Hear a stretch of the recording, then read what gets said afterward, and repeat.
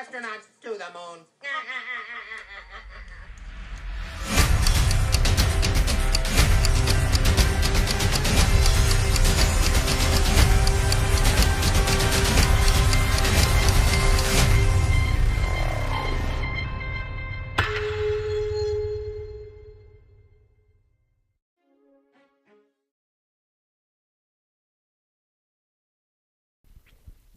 What's going on, everyone? Jeranism, back again. I'm here. I'm alive. Thank you all for your concern and your well wishes. I appreciate that. And I do apologize right off the bat for the happenings of yesterday. But the good news is we're doing it again tonight. And I believe the results will be definitive. So we're going to talk about that in a minute. First, I had some rather bad news. This is the last time Jeranism will be coming to you. The channel name, that is. I've decided to change it. No longer going to be Jeranism. I am now Schillerism.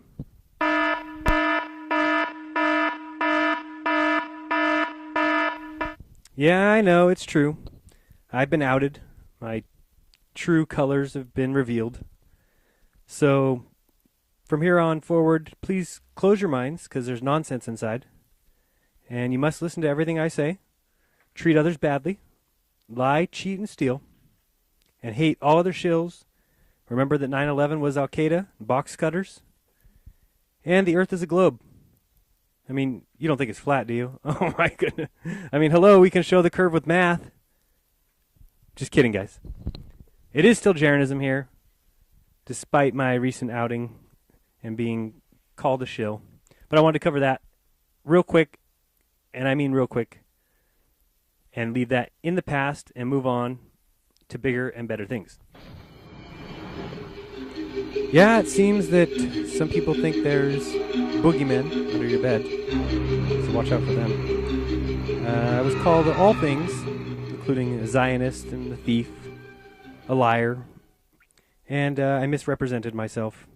So for the record, I would like to deny publicly these claims, and they are unfounded and ludicrous and insane. So just to cover what happened real quick, and then I probably won't touch on it ever again. The IFERS forum, after being asked numerous times, I decided to go there and just make a post. So I went there and signed up and made my first post that just said, happy to be here, happy to help the movement, I respect Eric, and that was it. To which 15, 20 people all said how happy they were that I was there. And then somebody said something to the effect of, I need to immediately not associate myself with Mark Sargent. To which I've already agreed to be on Mark Sargent's show on Saturday, tomorrow. And so I just replied and said simply, you know what, guys, I'm fully capable of handling my own battles.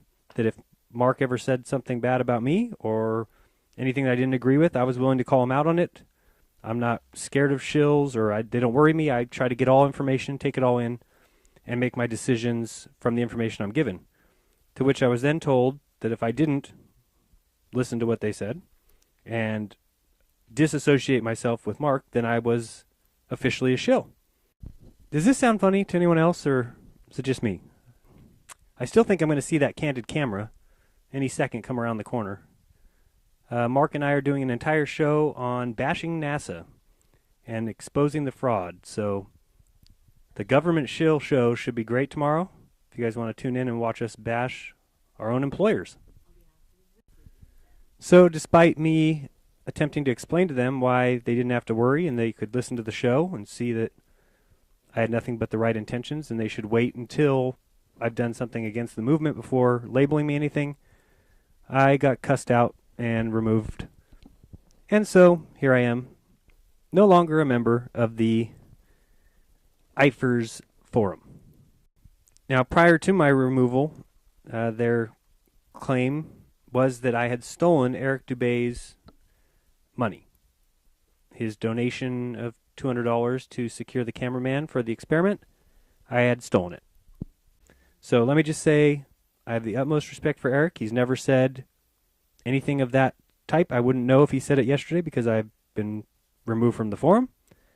So I am publicly stating that, Eric, if you in any way feel I misrepresented myself by asking for donations of $1 and you donating 200, if I misrepresented myself in any way or stole your money, all you have to do is email me. It's all yours. I'm not keeping anybody's money. That goes for everyone else too. If anybody feels misrepresented or whatever, simply email me and I have no problem returning that. Everyone in the forum over there said that I was definitely not legit because I was asking for money and I should just be like Eric, who doesn't ask for money. To which I responded before I got kicked out that I have a donation option on my videos for those who would like to, and I even tell people, if you don't have the money, please don't donate to me. I don't have the money to donate to anyone right now. I'm just asking if you'd like to help out. It takes time to make these videos, and people have wanted to do that. So that's really awesome. I thank everyone who's done anything to help me. But for them to say that I'm demanding money and Eric's not, again, this is nothing against Eric. He wrote a book, and I think anybody who spends the time researching that and writing that book deserves to be paid for his work. Yet for them to say I am not Eric because Eric doesn't ask for money, I guess they don't realize that his books are not free. So it doesn't make sense to me where any of them got off, and there's 2 moderators there who called me every name in the book, and another forum member who continues to email me telling me that I am a thief and I need to return Eric's money. And she also has told me that I've finally completed my task, which was to associate Eric with myself. And now that I've done that, my shill job has been completed. So I guess that was my goal. I didn't know. They work shills differently than I guess I did. I didn't know I was a shill. So sorry, Eric, that I've associated you with me and whatever that does to taint your name. I apologize. Like I said, I wouldn't be where I'm at today if it wasn't for you, just as I said the same thing about Mark. That if he's a shill, what a terrible job the government did, because I was not going to make any videos. I was kind of afraid to until I watched the Clue videos and I said, you know what, if he can do it, I can do it. So, way to go, government. You messed up again. So I will keep repeating because it's the truth that this has nothing to do with Eric. I always said I wasn't going to call people out by name in any of my videos until they've done something to me. But this may be my fault. I always thought the IFERS stood for International Flat Earth Research Society. I did not know it was actually the International Fanatics Exposing and Removing Shills. They have some amazing moderators there at the forum. They noticed me right off the bat, and I wouldn't bow down to their commands, and they removed me. So excellent job, guys. You are amazing flat earth research employees or whatever. So if you haven't noticed, or if you haven't been there, just so you can kind of get an idea of what I'm saying, does that sound familiar when there's a system set up to where somebody will tell you, an authority will tell you what you can and can't do, and if you go outside of that, you are removed?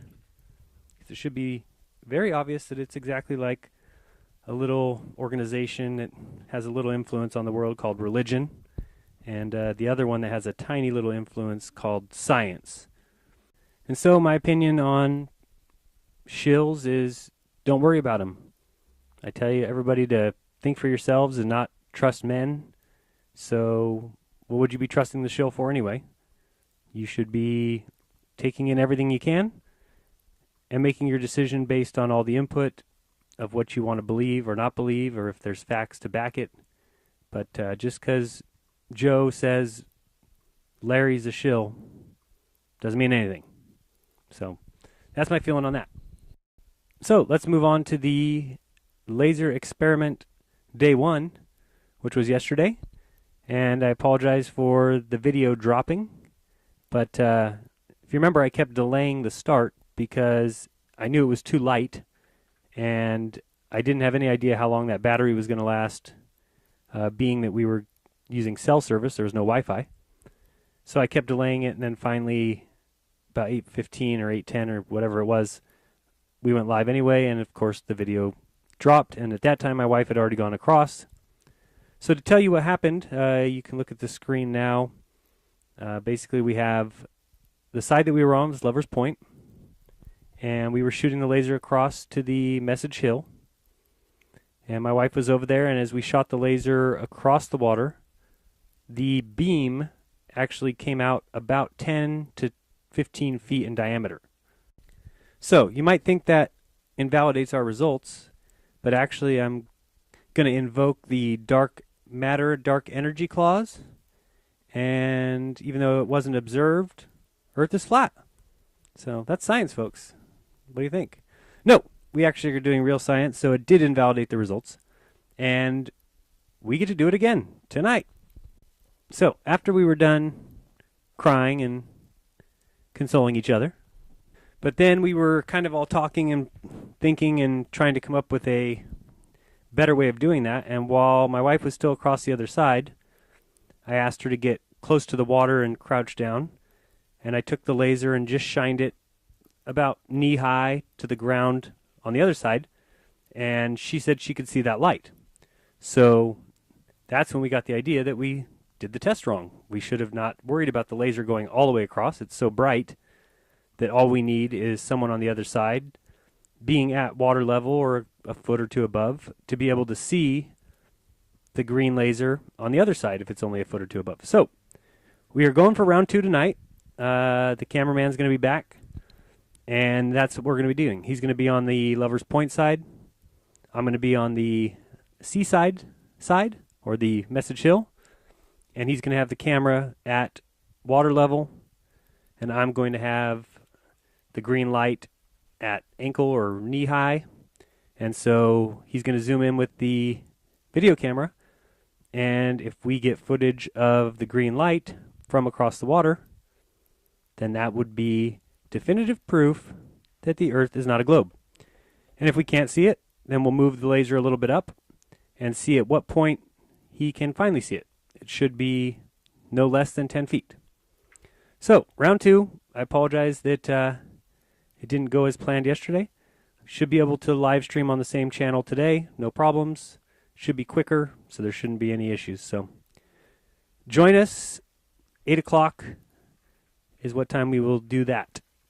So, just pointing out that's what real science is, and you may not get it right every time, but you don't get to make things up. You do it again, retest, and that's what we'll be doing tonight. So I did want to show you a few images real quick of what they show us as far as the globe.